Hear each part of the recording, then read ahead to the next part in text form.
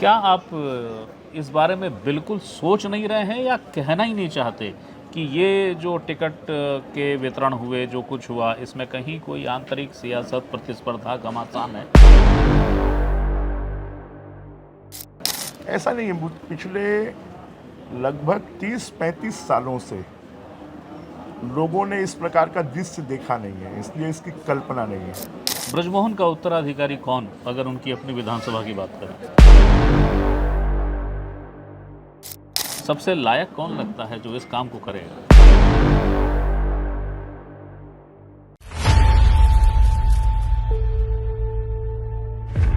नमस्ते, मेरा नाम है याज्ञवल्क। लोकसभा के लिए भारतीय जनता पार्टी ने 11 सीटों पर प्रत्याशी कौन होंगे इसकी सूची डिक्लेयर की।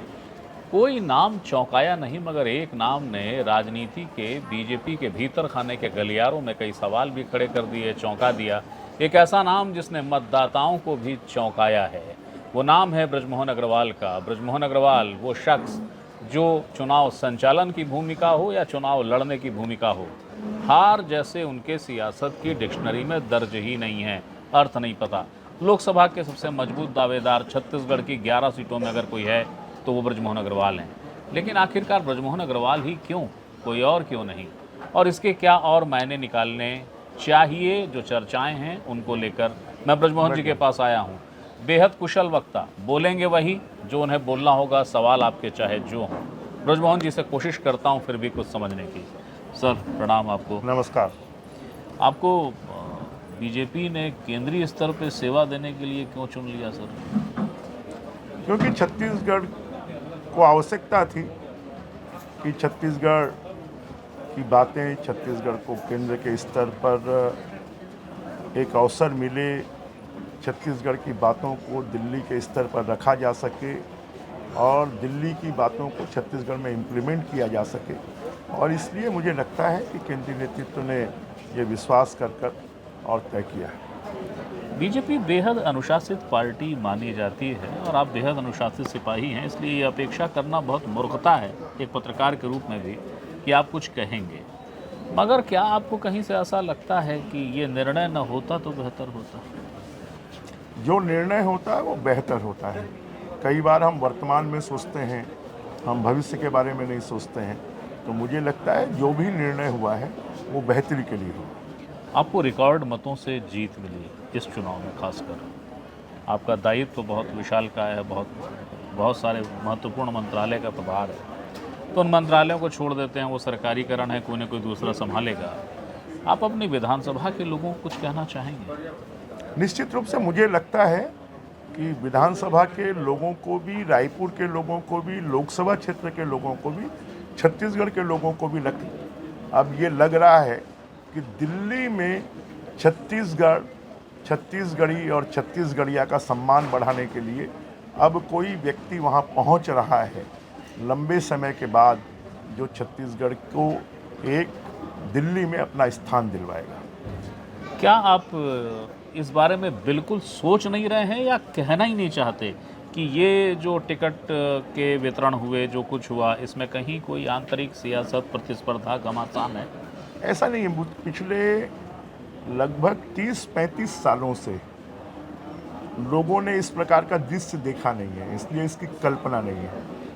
और जब हम ये दृश्य देखेंगे कि किसी ज़माने में यहाँ के दिग्गज दिल्ली में बैठकर छत्तीसगढ़ की चिंता किया करते थे और छत्तीसगढ़ को बड़ी बड़ी चीज़ें मिली हैं, जिसके कारण आज छत्तीसगढ़ की एक पहचान बनी है। तो मुझे लगता है कि हम दिल्ली से बैठकर सिर्फ अपने 40 साल से जिन मतदाताओं ने विश्वास किया है उनकी चिंता करेंगे, छत्तीसगढ़ के लोगों की चिंता करेंगे और उसके साथ में देश की भी चिंता में भागीदार बनेंगे। ब्रजमोहन का उत्तराधिकारी कौन, अगर उनकी अपनी विधानसभा की बात करें? ये कोई पारिवारिक मामला थोड़ी है कि जिसमें उत्तराधिकारी की बात की जाए। इसमें तो जो निर्णय होते हैं उन निर्णयों को आप लागू करें और उन निर्णयों की समीक्षा करें और उसके आधार पर क्या बेहतर किया जा सकता है वो करें। इसके बारे में यही विचार करना चाहिए। मुझे लगता है कि क्योंकि पिछले 40 सालों से छत्तीसगढ़ के किसी भी वर्ग के लोग हों, चाहे वो पत्रकार हों, चाहे मित्र यार हों, चाहे मतदाता हों, चाहे राजनीतिक विश्लेषक हों, उन्होंने अभी तक मुझे खाली छत्तीसगढ़ के बेस पर ही देखा है। अब उनको अगर देखना है तो राष्ट्रीय परिदृश्य में देखें तो मुझे लगता है उनकी आंखें खुल जाएंगी। आप अपने उन शुभचिंतकों को जिनका आपने गिनाया, अलग अलग वर्गों से है, पत्रकार हैं, मतदाता हैं, व्यवसायी हैं, उनके लिए वो जो एक बृजमोहन हैं, वो बिरजू भैया जो एक फ़ोन पे हाजिर हैं, जब हो समय चाहे जैसा हो वो उपलब्ध हैं, समस्याओं के लिए हाजिर हैं, लड़ने के लिए हाजिर हैं, राष्ट्रीय फलक पे जब आप जाएंगे तो क्या वही वक्त दे पाएंगे? हाँ, वही दे पाएंगे। उसी प्रकार से लोगों को कोई उसमें बदलाव दिखाई नहीं देगा, क्योंकि पिछले 40 सालों में लोगों ने मुझे हर स्वरूप में देखा है, सरकार में देखा है, मंत्री में देखा है, विधायक में देखा है। कोई परिवर्तन 40 सालों में नहीं आया है, तो मुझे लगता है आगे भी कोई परिवर्तन उन्हें दिखाई नहीं देगा। छत्तीसगढ़ में बीजेपी सांसदों की एक लंबी विरासत है, लंबी श्रृंखला है। बृजमोहन खुद को अलग कैसे साबित कर पाएंगे? अभी आप जैसा देखते हैं वैसा उस समय भी हो। आपके तेवर विधानसभा के भीतर बहुत ज़बरदस्त रहे हैं। संसदीय कार्य का आपको गजब का ज्ञाता माना जाता है। विपक्ष में थे तो सत्ता पक्ष को चुप करा देते थे, सत्ता में है तो विपक्ष को चुप करा देते हैं। चलिए, आप वहाँ पे तो नहीं बता रहे हैं कि विधानसभा में उत्तराधिकारी कौन, सबसे लायक कौन लगता है जो इस काम को करेगा? मुझे लगता है कि सभी लोग लायक होते हैं, उनको परिष्कृत करने की आवश्यकता होती है। जो होगा उसको परिष्कृत करेंगे और उनको लायक बनाएंगे। आखिरी सवाल है, ये जो चुनाव है, हालांकि अभी सिर्फ घोषणा आपके नाम की हुई है, कांग्रेस की ओर से कोई नाम सामने नहीं आया है, क्या ये सवाल जल्दबाजी भरा है या आप अभी से बता सकते हैं कि कम से कम कितने हजार वोटों से जीत होने वाली है? मुझे लगता है कि अभी इसकी कल्पना करना ठीक नहीं है, पर मुझे लगता है जो होगा वो बहुत बेहतर होगा। चुनाव संघर्षपूर्ण तो नहीं होना?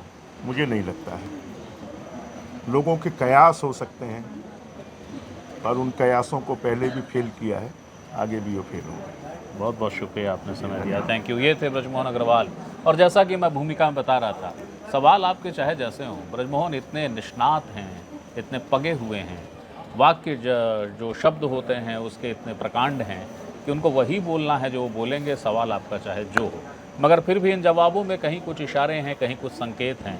सियासत में रुचि रखने वालों के लिए इतने संकेत मुकम्मल होते हैं। अगली बार किसी नई शख्सियत के साथ मैं फिर हाजिर होऊंगा। तब तक के लिए नमस्कार।